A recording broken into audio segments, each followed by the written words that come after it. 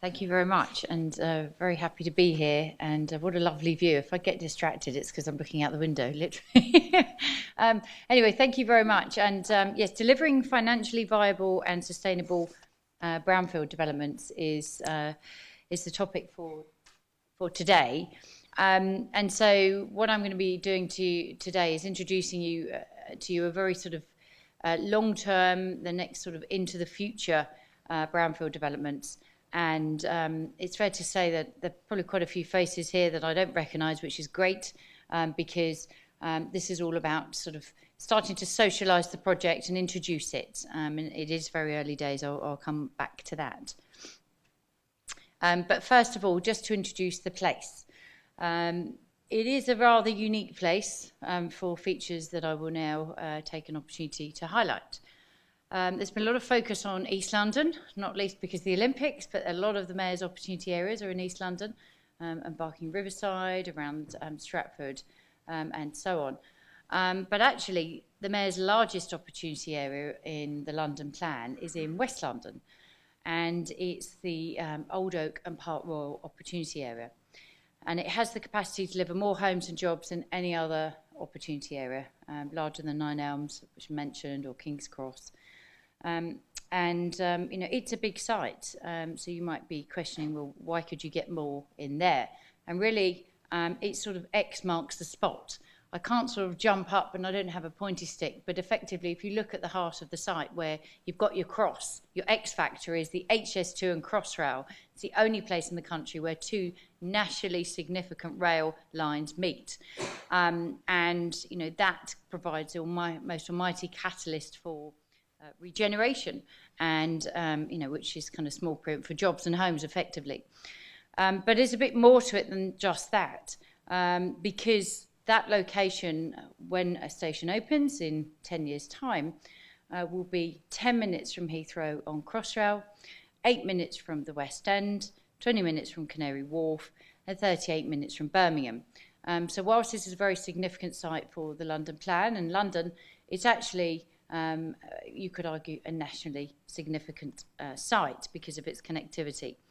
And I'll come on to say a bit more about that as we go through it, but you'll see there are different lines dotted through it. There are actually 10 railway lines that come through this site already. And you have 3 underground, 3 overground, a West Coast Main Line, a Great West Main Line, Crossrail, and, well, technically HS2 isn't there yet, but it's planned to be. So that is one more line than Stratford, just to put it into context for connectivity.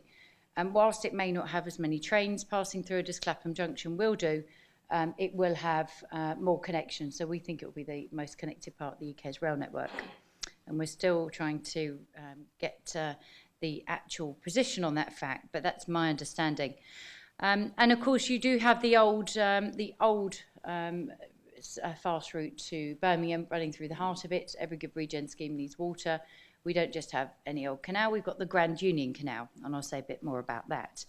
But just on to the site sort of as it looks today, because this is very much a brownfield site. We're talking about brownfield today. The first time I walked around this site, I got out of Willesden Junction and we went down and had a look around. I was quite gobsmacked that there are these sorts of locations in Zone 2-3 London still around, where literally nothing's happened for about 50 years. Very low density strategic industrial land, bordering on Kensington and Chelsea, which was all, it was kind of stepping back in time to how Stratford was 10 or 15 years ago. So just some sort of features here. You could see to the north, Park Royal, that's in our boundary. It's an industrial estate, but it's not just any industrial estate. It's the UK's largest industrial estate, most successful because it has the highest rental values and lowest vacancies. To the west there, you have Wormwood Scrubs, Zone 2 Parkland. I'll say a bit more about that. You've got St Mary's Cemetery here. Very interesting that Brunel is actually buried there, and the tunnel for HS2 is going to run under there. So his legacy lives on. And then you have Europe's largest car dealership in the heart of the site. To the far off right, you have Harlesden, one of some of the most deprived wards in the country are in Harlesden. And then you've got this Grand Union Canal running through the heart of the site, with what I loosely described as sort of the depot central of West London, with First Great Western, HS2, Heathrow Express, and Crossrail in the future, and some of those are going through the HS2 bill. But just back to sort of those the national significance of this little place called Old Oak that nobody's really heard of. It's not just HS2 Phase 1, it's obviously HS2 Phase 2, but it will be HS3 and HS4, if there were to be, are all currently planned to come through Old Oak. And the reason why that is even more significant is because the red spur that you see there, which was, of course, the Heathrow spur, well, government announced last summer that no longer is being built. And so if you want to interchange to get to Heathrow, you would do it at Old Oak. And furthermore, if you're coming into the country via Heathrow and you want to access the north or west, you do it via Old Oak. So this isn't about sort of another big infrastructure project for London. This is about London being the gateway to the Midlands engine and the Northern powerhouse.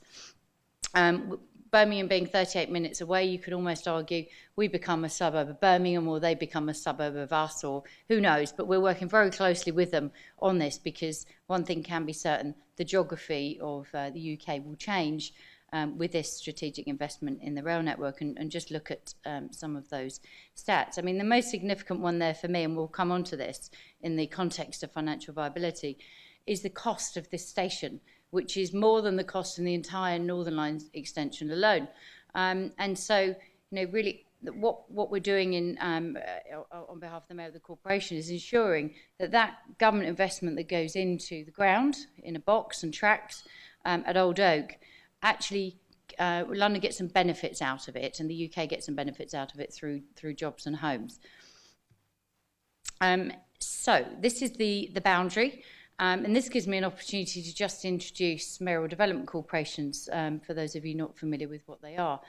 The first aspect to note is they're not London specific. They're in the localism bill, and indeed the third MDC is in the process of being set up in South Teesside. They do require an elected mayor to have one. So the first two have been in London, Stratford and here. Why here? Well, this opportunity area straddles 3 boroughs. So it straddles Brent over to the far left, Ealing in the middle, and Hammersmith and Fulham. You've got national infrastructure coming together with local opportunity and a very complicated site. But nevertheless, because of those some of those very unique attributes are highlighted, there is an opportunity to do something quite special with the site. And the Mayor felt it was appropriate to use his powers to set up another mayoral development corporation. And that's what we did. It's not to be done lightly, of course, because it involves many things, not least laying statutory instruments, but it also involves taking the planning powers off of the local boroughs. And, I'm delighted to say that from a kind of not a great starting point with the boroughs, not wanting to have an MDC, within 7 months, we were able to get them to endorse the OAPF. And within 10 months, they all signed up to the local plan that went out to consultation in February. So that commitment to growth is not just a mayoral commitment, it's a borough commitment. 3 borough leaders are on our board, and we're all working very much hand in hand on that. I'll come back and say a bit more about the planning in a moment, but before I do, one of the first questions I had when I came into the job was who owns the land? And obviously we're here today to talk about brownfield land. It suffice to say it wasn't entirely clear because some of it was sort of government, some of it, no one had really looked at this site for some time. And what came to pass was actually of the core development site, which is 140 hectares, there were 97 hectares of that sat with the Department for Transport. So when government said to us, how can we help put together a growth strategy, and, by the way, there aren't sort of huge pots of cash here sat for London, not surprisingly, to support your growth, we said, well, what about this land? So over the course of the last year, we were in discussions with the Department for Transport, which led to this announcement by the Chancellor back in March. Boy, does that feel a long time ago now, but it was a really significant sort of moment because for us, notwithstanding the fact that we hadn't done the detailed work to understand if we wanted all the land, what we didn't want was bits of it being chipped off in deals that Network Rail were already in discussions with people about. So by sort of locking it down into what was an in-principle memorandum of understanding was quite important to ensure that it was sort of in a holding pool. And just to give you an idea of how important that was, that's what 97 hectares of land and air rights looks like at Old Oak.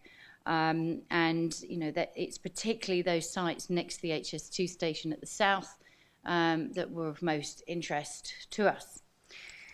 So just back to the planning. To have the planning powers, the full planning powers, is a really powerful tool when you're straddling across kind of a multiple master plan area. And if we take, an example of Ebbsfleet, I don't know if anyone's in the room from Ebbsfleet, their powers are slightly different under UDC's legislation, and they do not have plan-making powers. And I speak with my counterparts down there. It's very challenging for them because they've got to work with two councils, and they don't always agree about everything. Our three councils don't always agree about everything, but by having an overarching plan that somebody else can take a view on is actually quite helpful. And, this is the core site, which does straddle Ealing and Hammersmith and Fulham. And so what we've been doing is putting together a core master plan for that, setting out what the future might look like. And you can see here, the context of the station to the south, Wilson Junction to the north, North Acton to the west. Now, some aspects of that plan, we'll just take a quick tour through, but on walking down the canal, it became obvious it wasn't like the Riverlea navigation channel that ran through the Olympic Park, and still does, where there was lots of rubbish and shopping trolleys in it. This is a beautiful canal, but nobody uses it. And just the other night, I was speaking at an event and met some guys who live in Kensal Green, just the other side of those gas holders there. And they've lived in Kensal Green all their life, and they've never walked on this canal because of perception it's unsafe. And these were big guys, and I just couldn't believe it. People cycle on it very quickly through, but nobody walks on it. So if you think about a future vision, which I'll show you in due course, you could see how if you unlock that, you might be able to provide a bit more of a King's Cross type experience. Now, I mentioned the scrubs. I wasn't talking about the prison. I've been quoted about talking about the prison recently. I'm talking about the parkland, which that is a very busy day. I've never seen it that well used before. It's not brownfield land, but it's in our boundary because we want to have access to it, and we want to actually give it back to the community in a way that it's not currently used. And we want connections through from the HS2 station. But it is protected by its own Act of Parliament. Now, we'll come on to a bit more about maybe now's a good time to talk about it. In the context of financial viability, there's a lot of infrastructure required. And actually, you might argue that within that wider infrastructure context is affordable housing. And suffice to say, there is a rather large infrastructure bill for Old Oak and Park Royal, significantly more. I'm not going to quote you figures now, but significantly more than, for example, there was for Argent at King's Cross. But if it was easy, then somebody else would have already done it. But a key part of this will be putting new bridges connections over railways, as well as all the social and utilities infrastructure. And this is just one of my favourites. This is Wilson Junction. For those of you who know Wilson Junction will know that it looks nothing like this currently. But having secured those air rights through that MOU that I mentioned about, referred to earlier, if you imagine sort of Harleston's behind you, we'd love to put a new high street all the way across the West Coast Main Line south to the HS2 station, which not only puts a heart into the site, but also knits in the existing communities, not least Harleston to the north, and that's something very important for one of our boroughs, Brent. No, it's a big bridge, but it's been done at Stratford. It's just this one's a little bit bigger. And we all know what great engineering capacity we have in the UK. It's just we tend to do a lot of it abroad. But we'd like to bring some of it back to this site, and I'll say a bit more about that in a moment. So putting in good quality urban realm, Homes is a key part of all of this. So some of you may have read comments by the Mayor yesterday, very specifically about this site. And, this is only going to work if we can not only deliver quality homes, but a high proportion of affordable homes. And you can deliver dense homes if you provide high quality urban spaces. And this is very similar to somewhere like Rive Gauche in Paris, if you've ever had an opportunity to walk around that area, which interestingly is also over a railway deck. And you can do it, but it needs to be well planned. So this is your audience participation time, because clearly you're all brownfield experts at this conference today. So you can tell me which site this is. I'll give you a clue. It's in London, and it's in East London. And yes, it's the Olympic Park. So this was the Olympic Park as it was being cleared. And the purpose of this one is not just to sort of remind us all that, wow, it was actually a very large brownfield site, actually larger than Old Oak. It's just we can claim that ours is bigger in regeneration terms because we're delivering more homes and jobs. But that one of the reasons for putting this up is those of you with a keen eye and can see that sort of water to the right, you will notice there's a railway depot in the heart of that site. That was Thornton Field Railway sidings, very key part of the rail network required for the operation of the Eastern Rail services. But it was right in the middle of the Olympic Park. So at the time, after winning the bid and starting to put together the master plan, Network Rail with the ODA took a very important, very expensive decision to move it. And if they hadn't have done so, not only would you not have the temporary games time venue, which is that sort of boxy one there, I can't remember what it was. It wasn't basketball, it was something like that. But now that will be the site of the new cultural and educational offering in East London. When my counterparts at the LLDC, as now is, put the master plan together and got approval for it in 2007, nobody thought the V&A would be going out to Stratford, but indeed they are. Nobody thought a university would be locating out there either, and they are, and they're doing it on that site. The purpose for highlighting that is that brownfield sites do require some bold and expensive decisions to provide that flexibility for who knows what lays ahead in the future, and that's a very good example of where an opportunity has arisen that nobody could have foreseen and written a business case for, but nevertheless took a decision to move it. So what would we like at Old Oak? Well, if I show you a bit about station-wise what we would like, some of you will recognise this, so I won't make you shout it out. Of course, this is King's Cross. It's a lovely station around there now. I used to live just off the Caledonian Road many years ago. And, believe you me, King's Cross is not a place that you would really hang out that much on your own. But now it's a place you will hang out at. And, the station is a key part of that. And, we would like a world-class station like that for a world-class location, Old Oak and Park Royal, because of those wider connectivity points I made earlier, as well as its growth potential. But we've been looking around the world at sort of other examples and had many architects in to see us to tell us what they do elsewhere. British engineering, British architects doing fabulous things abroad. And this is an example of that. This is Hong Kong and this is West Kowloon. This is how they do overstation development in West Kowloon on a brownfield site where the high-speed line comes in from mainland China. And you may not like the design, but just look at the level of aspiration compared to this. This is what's in the HS2 bill. This is Old Oak high-speed train station as currently planned in the bill. And so you won't be surprised to hear the mayor, previous mayor petitioned on a number of points associated with this, but one of the aspects we were keen, not least improving connectivity, was how you might have a bit more development over and around it. So we did petition through the bill and were successful in getting a study out of the back of that so that we could understand the potential for doing a bit more. Now, that probably is a bit disingenuous, but I do say to HS2, until you can give me a better picture, that is the one that we'll continue using. And apologies if there's anyone from HS2 in the room.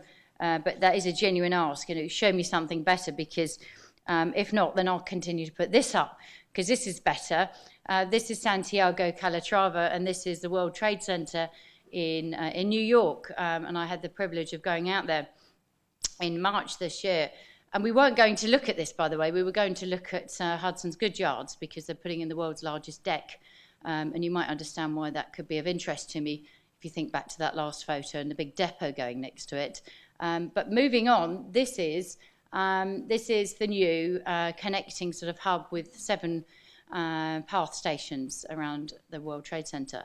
And, it's a very expensive and very controversial, and it's called the Oculus, by the way, and it did cost the federal government $4 billion. And we know that HS2 will not have pockets like that for Old Oak.